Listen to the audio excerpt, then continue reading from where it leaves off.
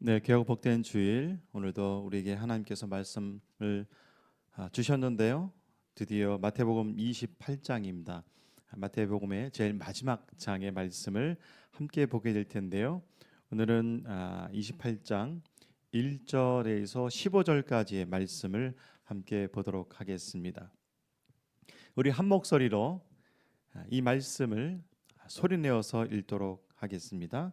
28장 1절 말씀 천천히 읽겠습니다. 안식일이 다 지나고 안식 후 첫날이 되려는 새벽에 막달라 마리아와 다른 마리아가 무덤을 보려고 갔더니 큰 지진이 나며 주의 천사가 하늘로부터 내려와 돌을 굴려내고 그 위에 앉았는데 그 형상이 번개 같고 그 옷은 눈같이 희건을 지키던 자들이 그들을 무서워하여 떨며 죽은 사람과 같이 되었더라.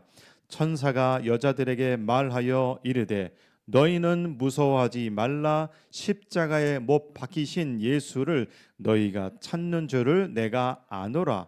그가 여기 계시지 않고 그 말씀하시던 대로 살아나셨느니라. 와서 그가 누우셨던 것을 보라.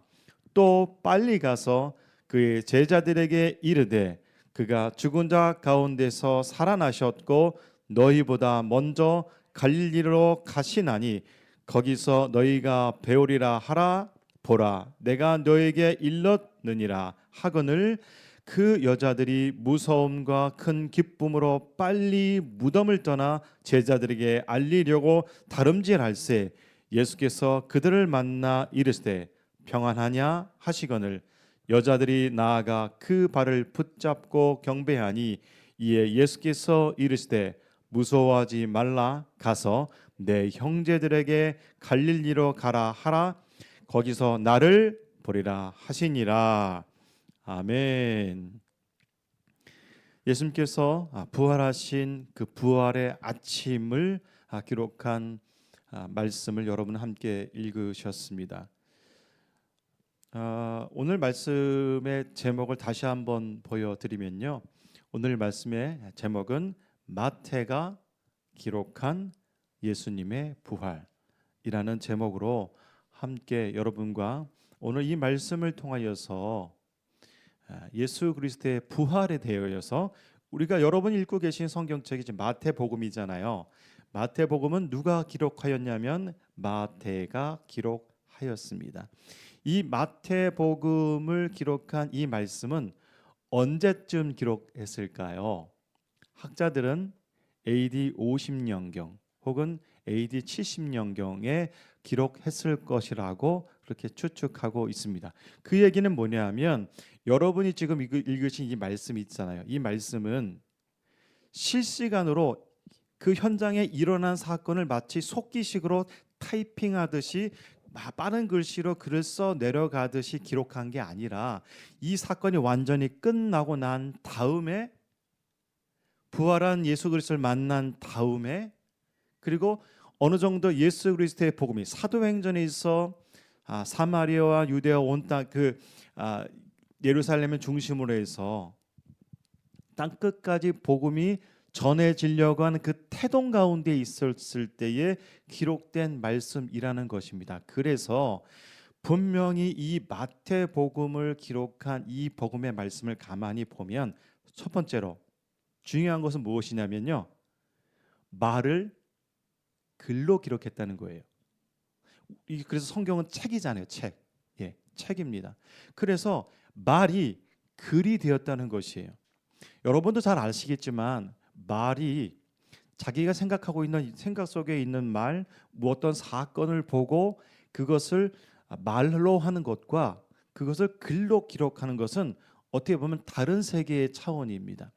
그런데 제 경험에 의하면 어떤 것을 보거나 경험하거나 들은 것을 내가 글로 기록한다는 것은요. 또 다른 작업이 필요합니다. 어떤 작업이 먼저 필요하냐면 내 머릿속에서 먼저 정리가 되어 있어야 돼요. 정리가 되지 않으면 앞뒷말이 안 맞는다는 얘기예요. 예. 그것을 어떤 상황이나 사건을 내가 글로 기록하기 위해서는 첫 번째 언어를 이용하는 것이고, 두 번째로는 텍스트, 글을 사용한다는 것입니다. 이것은 매우 중요한 것입니다. 우리가 그런 말씀 많이 하잖아요. 주의 말씀, 주의 말씀. 네. 그 말씀이 육신이 되어 이 땅에 오셨다고 우리 성경에서도 기록하고 있는데, 이 말씀이 가만히 보면 하나님이라는 존재, 이 땅을 창조하신 그 분을 글로 기록했다는 것입니다. 그래서 첫 번째로 우리가 성경을 잘 알기 위해서는 무엇이 필요할까요? 글을 읽을 줄 알아야 되죠. 예, 그건 기본입니다. 그래서 전 세계 어느 나라를 가든지 이 예수 그리스도의 복음을, 예수님을 증거하기 위해서는요, 모든 사람들이, 모든 선교사님들이 하시는 것이 뭐냐면 그 나라의 언어를 배우고 성경을 그 나라의 말로 기록하는 것이 시작이라는 것입니다. 조금 서두가 길었습니다만, 그래서 오늘 이 말씀에 마태복음 28장 1절에서 15절까지의 말씀을 통하여서 도대체 마태가, 예수님의 제자였던 이 마태가 어떻게 성경을 기록하였는가를 봄으로 인하여서 그 가운데에서 부활하신 예수 그리스도를 어떻게 드러내고 있는가를 발견하자고 말씀을 드리는 것입니다. 오늘 이 말씀을 이렇게 기록하게 된 그 이유를, 그 까닭을 어디에 적어 놓았냐 하면요, 28장 15절의 말씀 한번 보십시오. 28장 15절의 말씀 찾으셨습니까? 예, 함께 읽어보실까요? 15절 읽습니다. 시작. 군인들이 돈을 받고 가르친 대로 하였으니 이 말이 오늘날까지 유대인 가운데 두루 퍼지니라 라고 기록되어 있습니다. 여러분, 아까 제가 뭐라고 말씀드렸죠?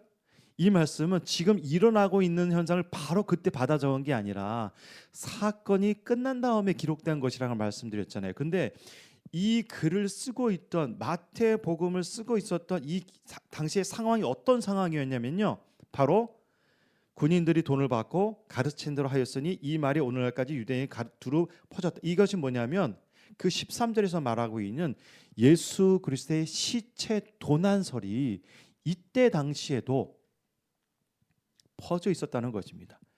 그러니까 이렇게 말씀드릴 수 있는 거죠. 예수 그리스도의 부활을 믿는 사람도 있었고, 예수 그리스도의 부활은 그런 일은 없어. 예수 그리스도의 시체는 누가, 그 제자들이 몰래 훔쳐가서 숨겨놓고, 그리고 예수의 모습은 보여주지 않으면서 예수가 부활했다고 거짓말하는 거야. 그래서 시체 도난설이라고 그런 마태가 기록했을 때 그때 당시의 상황을 이렇게 기록해 놓았어요. 그러면 이 말씀을 읽으면서 우리가 1절부터 15절까지 그 이후의 말씀을 읽으면서 마태가 어떻게, 왜, 무슨 까닭으로, 어떠한 배열로, 어떠한 조건으로 기록했는지 보게 된다면 결국 무엇을 볼 수 있는 것이냐면 예수 그리스도의 부활을 볼 수 있다는 것입니다. 그렇죠? 사극에 보면 조선 500년사 여러 가지 채동체대 문단세 여러 왕들이 나오잖아요. 그 왕들의 이야기들을 우리가 사극을 통해서 보면 그 사실이라고 생각하고 믿죠. 그렇죠? 근데 뭐 여러분 잘 아시겠습니다만 그 역사 기록에 나와 있는 그 몇 줄과 몇 장의 내용을 가지고 어마어마한 시리즈의 대하 사극을 만드는 거 아십니까? 네. 그렇다면 이렇게 생각하실 수가 있어요. 주된 내용은 다 진짜다. 그렇죠? 그리고 서로 주고받고 일어난 사건들은 진짜일 수도 있고 아닐 수도 있다. 그렇죠? 근데 중요한 것은 무엇이에요? 그렇게 기록했을지라도 역사에 기록된 중요한 순간들은 다 진짜다라고 여러분 생각하시잖아요. 그런 거와 마찬가지로 시체 도난설로 인하여서 마태가 기록되었을 때 이런 상황이, 이런 믿음이 없는 사람들의 생각들이, 유대인들과 로마인들과 수많은 사람들의 생각들이 매우 팽배했다는 것입니다. 그래서 성경은요, 이 사건이 모두 끝난 후에 기록된 것입니다. 그렇다 보니 오늘 이 말씀을 기록하기 위하여서 마태는요, 매우 독특한 방법으로 성경을 기록했습니다. 두 가지를 먼저 말씀드리면 뭐냐면, 첫 번째, 예수님께서 부활하신 사건은 정말 어마어마한 사건이죠. 어떻게 죽은 사람이 3일이 되어서 이제 썩기 시작했는데 살아날 수 있냐 이거예요. 물론 죽은 사람이 아닙니다. 죽은 예수님이세요. 그런데 이 내용 어떻게 기록하면 될까요? 길게 기록해야 되잖아요. 근데 마태복음은요, 마태, 마가, 누가, 요한복음에서 이 마태복음은요, 다른 복음서에 비해서 예수님의 부활 사건을 매우 짧게 기록했어요. 너무 더 짧게. 그다음에 첫 번째 이유가 그거고요. 그다음에 두 번째 이유는 무엇이냐면, 오늘 예수님께서 부활하신 그 사건을 어떻게 증명하고 있냐면요, 부정적인 사건과 긍정적인 사건을 통하여서 예수님의 부활을 증거하고 있습니다. 여기서 말하는 부정적인 사건은 뭐냐면 시체 도난설이라는 것이에요.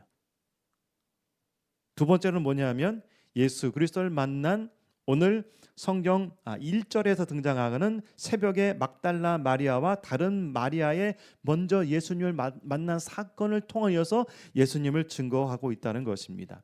그래서 제가 한 가지의 그림을 보여드리면, 마태복음의 원문 구조입니다. 사실 이 내용은 우리 일반 성도님들께서는 잘 보는 구조는 아니지만 보통 신학교에서 이런 구조를 좀 봐요. 무엇이냐면, 여러분이 읽으신 지금 마태복음 28장 1절에서 10절까지의 말씀은 예수님의 부활에 대해서 기록한 내용이 어디에 있냐면 정중앙에 와 있죠.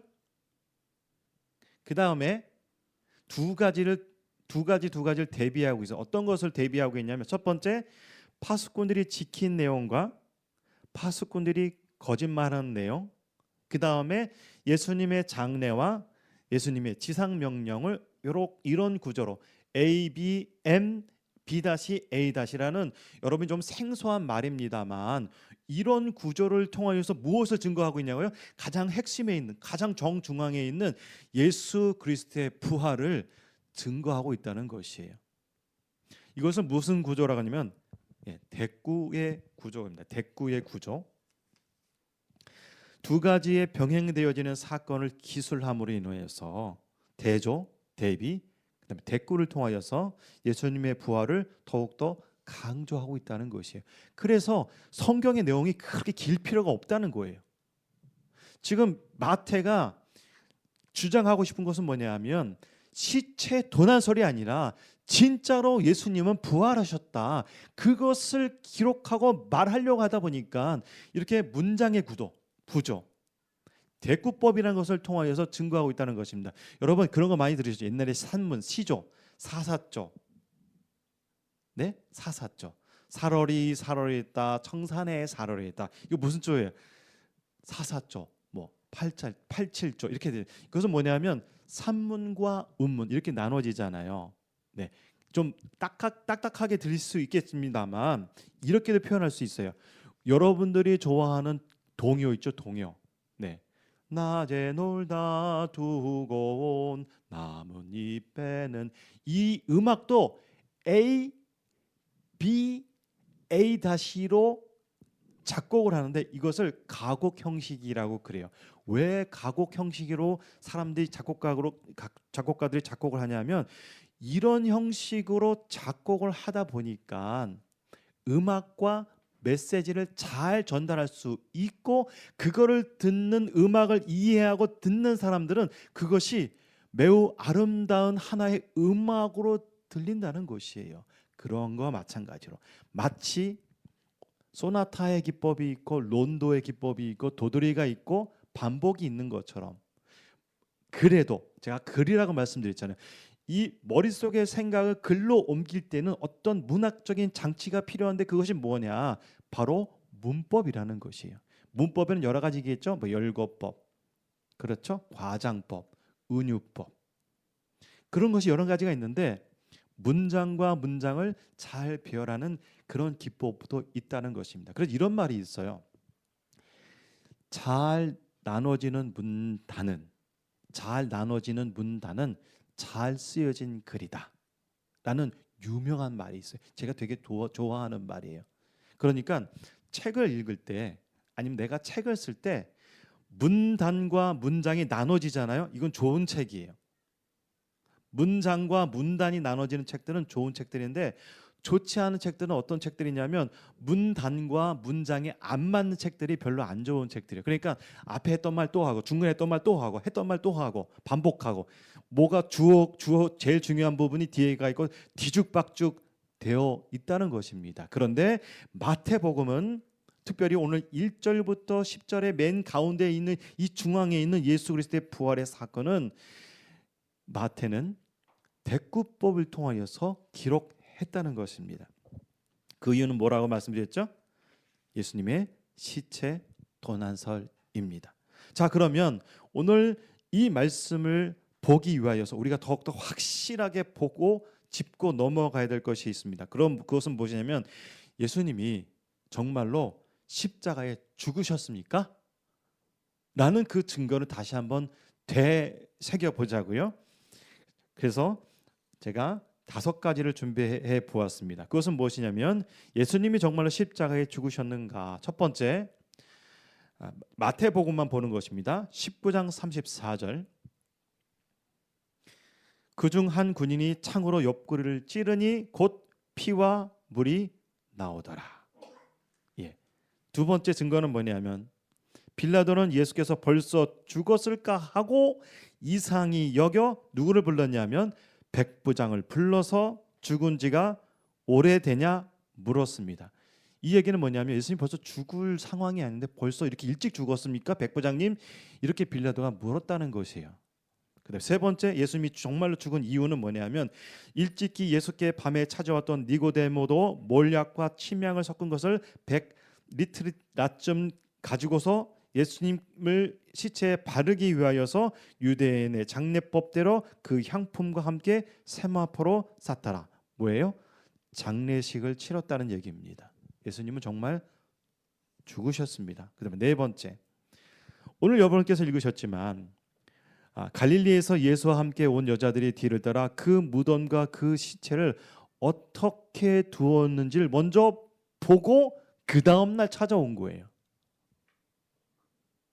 그래서 무엇을 준비하였냐면 돌아가서 향품과 향유를 준비하더라. 그런데 왜 못 갔냐? 계명을 따라 안식일에는 못 가잖아요.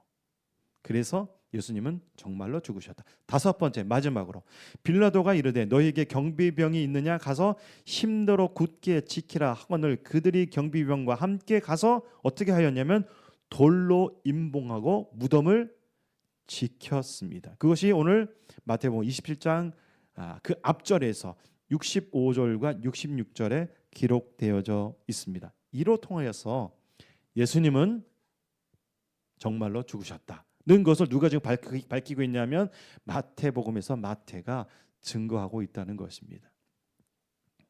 이를 볼 때에 예수님의 죽음은요, 누가 알고 있었냐면 로마도 알고 있었고 산헤드린 공회 장로들을 비롯해서 모든 사람들도 알고 있었고, 예수님 대신 바라바를 좀 내놓으라고, 바라바를 풀어달라고 말했던 군중들도 알고 있었고, 그 다음에 누구도 알고 있었냐면 예수님의 제자들도 예수님이 죽은 사실을 정확하게 알고 있었습니다.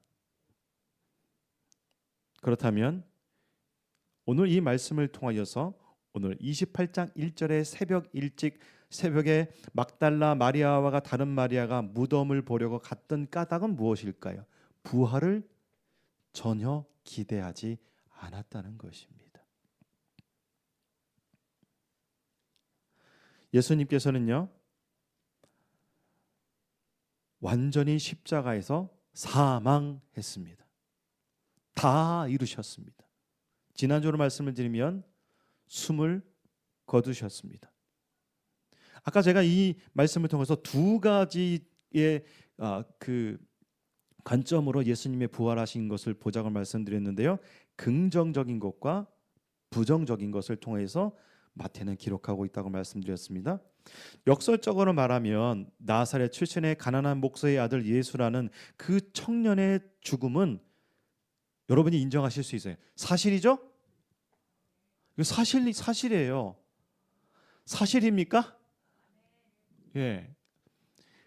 바울은 그 사도행전에서 보면요, 바울과 모든 제자들은요, 복음의 현장 가운데 뭘 증거하냐면 항상 예수 그리스도의 죽음과 부활을 같이 증거해요. 이것이 모든 제자들에서 공통적으로 드러나고 있는 예수 그리스도를 증거하는 방식입니다.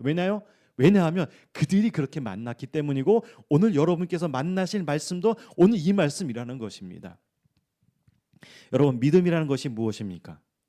국어사전에 찾아보니까 이렇게 표현되어 있더라고요. 어떤 사실을 믿는 것, 혹은 어떤 사람을 믿는 것, 이것을 믿음이라고 그러죠. 그렇죠? 국어적, 성경적, 기독교적인 믿음이 아니라, 믿음이라는 것은요, 어떠한 사람을 믿거나 어떠한 사건을 믿는 것, 이것도 믿음이라는 겁니다. 국어사전에서는요. 그러면 오늘 성경에 등장하고 있는 빌라도와 산헤드린과 로마 병정과 예수님을 믿다가 다 도망간 제자들과 그뿐만 아니라 새벽 미명의 막달라 마리아와 다른 마리아가 함께 주님을 찾아왔는데 뭘 믿은 거예요? 죽음을 믿은 거죠. 매우 중요한 것입니다. 예수 그리스도의 죽음은 단순한 죽음이 아니라는 걸 여러분 잘 알고 계시지 않습니까? 하지만 오늘 말씀을 통해서 증거하는 것은 무엇이냐면 예수께서 정말로 부활하셨다. 창세 이래로 그 누구도 보여주지 않았던 그분이 예수 그리스도이신데, 그분이 사망 권세를 깨트리고 썩어져가는 그 몸이 찬란한 영광으로 부활하셔서 여인들에게 평안하냐라고 물으셨다는 것입니다. 이것이 여러분의 믿음이 되어야 된다는 것을 다시 한번 강조드립니다. 여러분은 정말 예수님이 죽었다는 것을 인정하십니까? 한번 인정해 보자고요. 아멘입니다. 예수님은 참으로 죽으셨습니다. 예수님은 못 박히신 지 겨우 5시간과 6시간 안 되셨을 때에 숨이 멎었습니다. 그래서 장례가 치러졌고 3일 동안 돌 무덤에 그분의 죽음이 놓여 있었습니다. 이 죽음에 대해서 또 다른 부정적인 사람들이 무언가를 준비하고 있었는데, 그것은 뭐냐 하면 여러분 마태복음 27장 62절과 62절을 보십시오. 여기 보면 이렇게 표현되어 있어요. 그 이튿날은 준비일 다음이라 대제사장들과 바리새인들이 함께 빌라도에게 모여 이르되, 한 번 또 만났어요. 또 한 번 더, 두 번째 만났다는 거예요. 누가 만났다고요? 로마 빌라도와 산헤드린과 공회인이 한 번 더 만났습니다. 왜 만났나요? 여기 기록되어 있습니다. 뭐라고 말하였냐면 그들은 그것을 기록했어요. 주여, 여기서 말하는 주여는 빌라도를 말하는 겁니다. 저 속이던 자가, 여기 속이던 자가 누구냐면 예수님입니다. 살아있을 때 그들 입장에서는 예수를 죽이기 전에 말했는데, 어떤 말을 했냐면 사흘 후에 다시 살아날 것이야 라고 그들은 그것을 기억했어요. 이거 좀 아이러니하지 않습니까? 제자들도 기억 못했고, 막달라 마리아도 기억 못했고, 모두 다 기억을 못했는데 누가 기억했다고요? 대제사장들과 바리새인들과 누구까지? 빌라도까지 기억하고 공모했다는 것입니다. 무엇을 공모했을까요? 시체 안 뺏기려고, 시체 도난 안 당하려고. 그러면 여러분, 이 말씀 가운데에 그림 하나가 준비됐는지 모르겠습니다만, 이제 여러분이 다 알고 계신 답을 제가 물어볼게요. 왜 죽은 어떤 존재의 무덤을 왜 지킬까요? 로마 병사들이 한두 명도 아니고 왜 지켰을까요? 이제 답이 나오죠? 시체 도난당할까 봐. 그러면 아까 제가 처음 말씀드렸습니다만 28장 15절에 시체 도난설 때문에 이 마태복음을 기록한 이 성령의 충만한 이 하나님의 말씀이 어떻게 기록된 것을 봄으로 인하여서 예수님의 부활의 사건이 더욱더 확실하게 드러난다는 것입니다. 빛은 어두울 때도 빛나는 것입니다. 빛은 어두운 가운데 드러날 때에 빛이라고 인식할 수 있게 된다는 것입니다. 그림 하나를 준비하였는데 이 그림도 제임스 티소 프랑스의 화가, 제가 요즘 다 이 그림만 보여드리고 있죠. 예, 무덤을 지키고 있던 로마 병사들, 아마 이들을 봤을 때는 아마 천사를 못 만난 것 같아요. 졸고 있는 것 같은데, 예, 아마 제 생각은 그래요. 이 그림 가운데 이 사람들이 그렇게 생각했을 거예요. 아, 죽은 사람들 왜 지켜? 그렇게 생각하지 않았을까요? 그 저의 상상력입니다. 자, 그런데 오늘 말씀에 보면 64절에 보니까 이렇게 되어 있습니다. 그러므로 명령하여 그 무덤을 사흘까지 굳게 지키게 하소서. 이거 대단하죠. 며칠 지키라고요? 하루, 이틀, 사흘, 3일 지키래요. 왜요? 예수가 죽기 전에 3일 만에 다시 어떻게 된다고요? 살아날 것이라고 얘기했기 때문에 3일만 지켰으면 돼요. 이 로마 병사들은요, 3일 동안 근무의 근무지를 명령받았다는 것이에요. 참 재미있죠? 말씀을 보면 볼수록 예수 그리스도를, 그 부활의 사건을 소위 말하는 이거를 감추고 드러내지 않고 가짜라고 말하는 것이 벌써 2000년 전에도 시작되었다는 것입니다. 자, 그래서 그들은, 빌라도가 말합니다.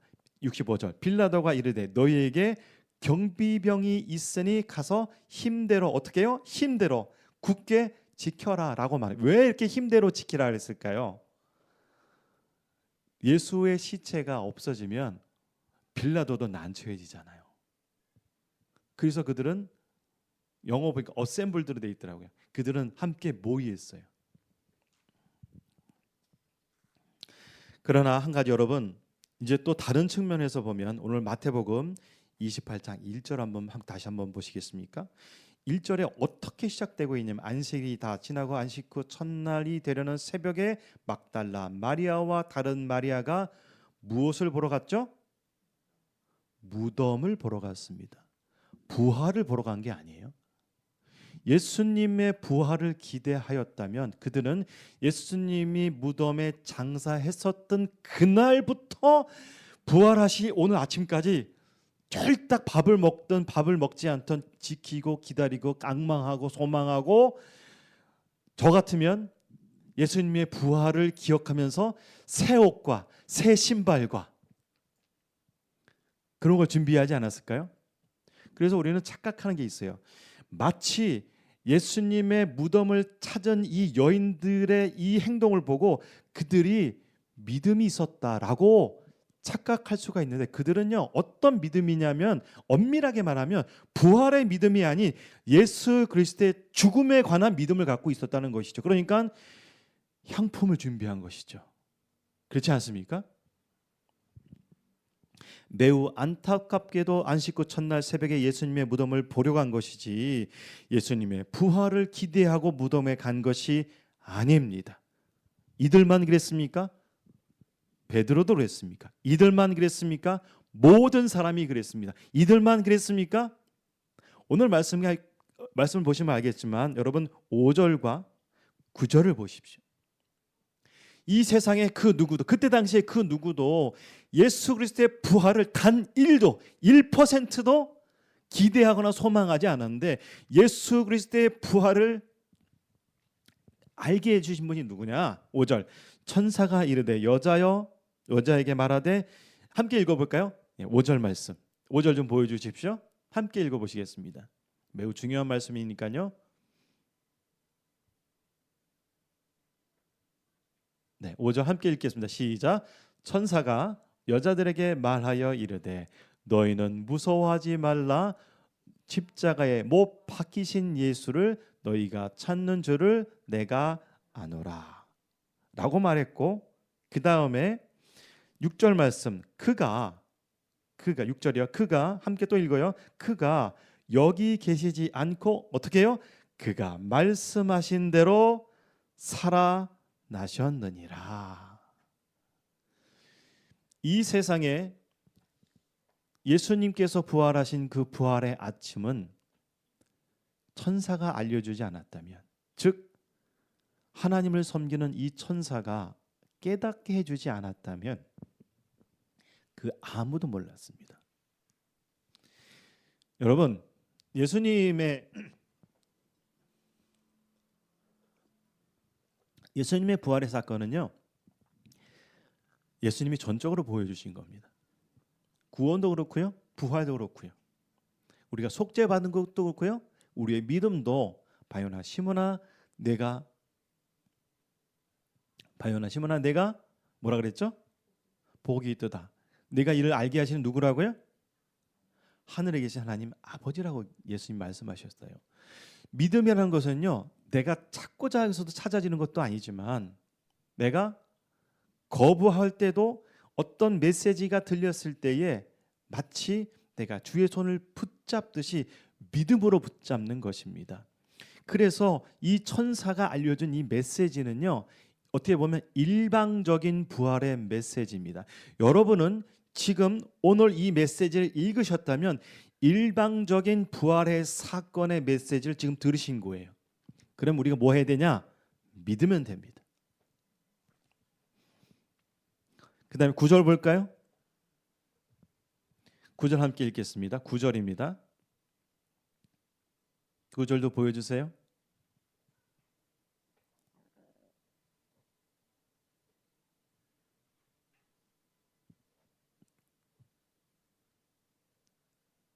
네, 9절 기다리겠습니다.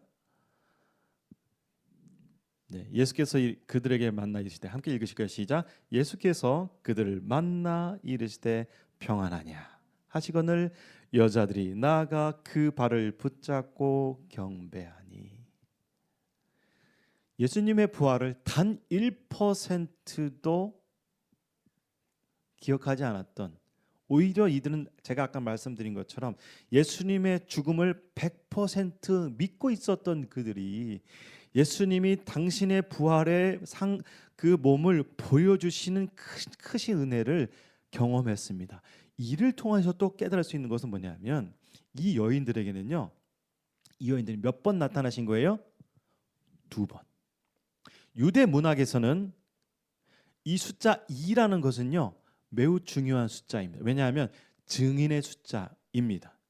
그래서 마태는 이 사건을 여러 가지로 기록할 수가 있어요. 근데 숫자 2라는 것을 통하여서 대비, 대조, 대꾸를 통하여서 아까 부정적인 사건들이 기록되어 있었잖아요. 62절과 66절. 그 다음에 11절과 15절은 두 가지의 거짓 증인들이었죠.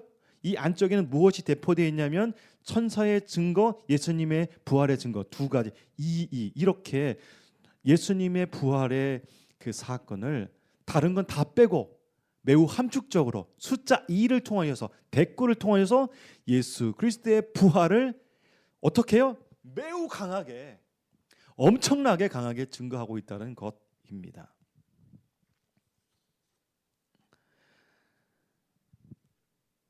우리는 보통 우리가 신앙생활하면서 초대교회로 돌아가자 이렇게 말하고 정말 사도행정적인 신앙생활을 합시다라고 말들 하지만, 엄밀하게 말하면요, 그들이, 우리가 함께 이제 다음에는 이제 사도행전의 말씀을 보게 될 텐데, 사도행전을 강하게 드라이빙하는, 움직이는 그 힘이 무엇이냐면 예수 그리스도의 죽음과 부활을 믿음으로 고백하는 사람들의 그 행동, 그 사역이 고스란히 기록되어져 있는 것이 바로 사도행전이라는 것입니다.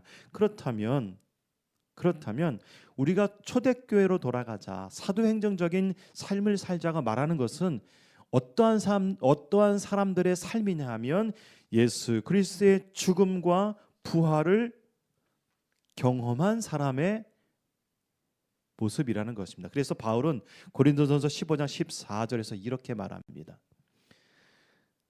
그리스도께서 만일 다시 살아나지 못하셨으면, 자막이 없어요. 고린도전서 15장 14절입니다. 그리스도께서 만일 다시 살아나지 못하셨으면 우리가 전파하는 것도 헛것이요 너희 믿음도 헛것이라고 누가 말하냐면 바울이 말하고 있습니다. 여러분, 예수님이 부활하시지 않으셨다면 우리 오늘 예배 드릴 필요 없어요. 다시 놀러 나가면 돼요. 들로 산으로 예배 시간에 스키 타러 다니고 예배 시간에 썰매 타러 다니고 예배 시간에 마음껏 다니셔도 됩니다. 왜? 예수님 부활 안 하셨는데. 매우 중요한 것입니다. 바울은요, 부활하신 믿음이 없는 그 신앙은 헛것이라고 말하고 있다는 것입니다. 예수 그리스도의 부활을 믿지 않는 사람들은 어떤 사람들인지 요즘 AI 챗 GPT가 되게 유행하잖아요. 그래서 저는요 구글 챗 바드라는 그 채팅한테 얘한테 물어봤어요. 제가 3일 전에. 그랬더니 이 AI가 뭐라고 말하는지 제가 들려드릴게요. 이렇게 질문했어요. 예수 그리스도의 부활을 믿지 않는 사람들은 어떻게 해야 하나요? 라고 이렇게 중성적인 질문했는데 챗GPT가 이렇게 말합니다. 제 말이 아니고 이 컴퓨터의 말이에요. 각자의 심령과 믿음은 개인의 선택에 따라 다릅니다. 예수의 부활을 믿지 않은 사람들은 다양한 이유로 그러한 결정을 내릴 수 있으며 그들의 의견과 신념을 존중하는 것은 중요합니다. 말 잘하죠? 그다음에 또 있어요. 모든 사람들이 서로의 다름을 이해하고 존중할 때에 우리는 더 평화롭고 포용적인 사회를 만들 수 있습니다. 이렇게 말했어요. 세상에나. 깜짝 놀랐어요. 믿음이 없는 사람이 들으면 이 말을 딱 들으면 옳거니 이렇게 오늘 부정적인 사람도 있었잖아요. 예수님의 시체를 지켰던 사람들이 있잖아요. 예수님의 시체를 도난당할까 봐 지키겠던 병사들뿐만이 아니라 이 마태복음 28장 15절에서 말하고 있는 오늘날까지 마태가 기록한 이때 당시까지 예수님의 시체가 도난당했다고 믿고 있었던 그 사람들까지라도 예수 그리스도에 믿지 않는 이 논리적인 말을 들을 때에 혹하지 않을까요? 이 말을 이렇게 정리할 수가 있어요. 제가 정리한 거예요. 이 말은 우리는 더 평화롭고 포용적인 사회를 만들 수 있습니다. 이 말을 저는 이렇게 표현하고 싶어요. 쉽게 말하면 마음대로 사십시오. 그렇죠? 예. 쉽게 말하면 마음대로 마음껏 사십시오. 이것은 뭐가 생길 수 없는 것이에요? 믿음이 생길 수 없는 말입니다. 믿음은요, 사회를 포용하는 것이 믿음이 아니고 믿음은 이렇게 논리정연하게 각자의 심령과 믿음은 개인의 선택에 따릅니다. 이것도 안 통하고요. 믿음이라는 것은요 또 다른 사람을 이해하고 포용하는 것, 이것과는 믿음이 다르다는 것입니다. 즉 오늘 예수님의 부활을 증거하였던 천사와 예수님 그분께서 두 번 나타남으로 인하여서 얼마나 크게 이 말씀을 통하여서 증거하고 있습니까?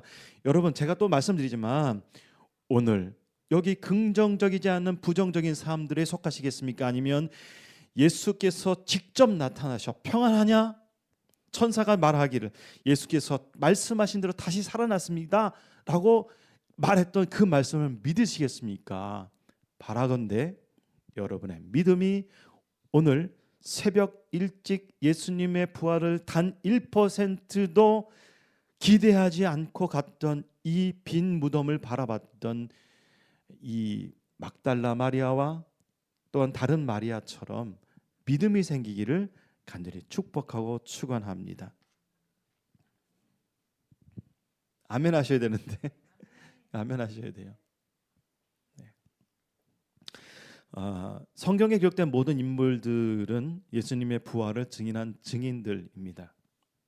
단지 큰 차이점이 있다면 부활하신 예수를 정말로 구세주로 믿을 것이냐 아니면 이 부활하신 사실을 믿지는 않고 오히려 예수는 완전히 죽었다라고 그냥 한 선지자라고 믿을 것인가 라는 것입니다.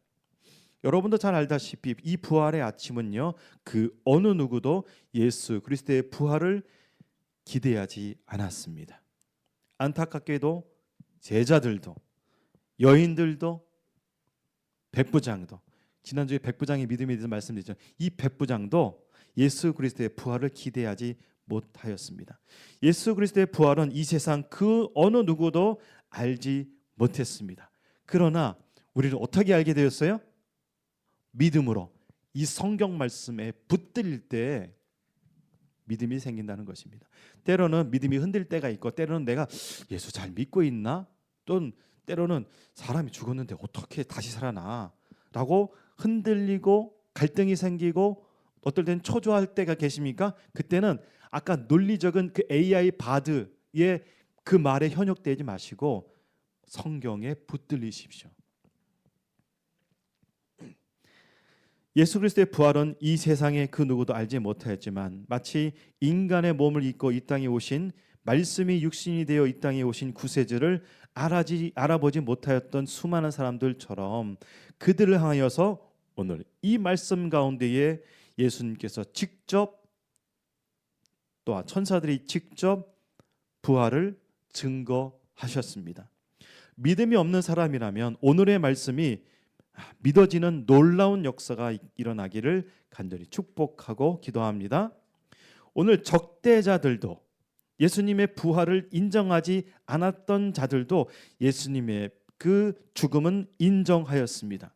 그렇다면 왜 예수 그리스도를 따르던 제자들이 예수님의 이 구원에 기대하지 못하고 다 도망갔습니까? 그것은 바로 부활하신 예수를 만나지 못하였기 때문입니다. 그래서 부활의 신앙은, 부활을 믿는 신앙은요, 이 세상 그 어떤 종교에도 존재하지도 않고 보여주지도 않고 앞으로 보여주지 못할 부활하신 예수 그리스도, 그분을 믿고 있다는 것입니다. 그래서 우리는 유일하신 하나님 예수 그리스도를 우리는 찬양하고 기도하고 또한 오늘 예배 드리고 있는 것입니다. 오늘 이 말씀 이후에 보면 이제 예수님께서는 이제 갈릴리에서 예수님께서 제자들을 다시 한번 만나십니다. 처음에 제가 말씀드렸던 것처럼 마태가 기록한 예수님의 부활의 그 기록, 이제 확연하게 들어오셨습니까?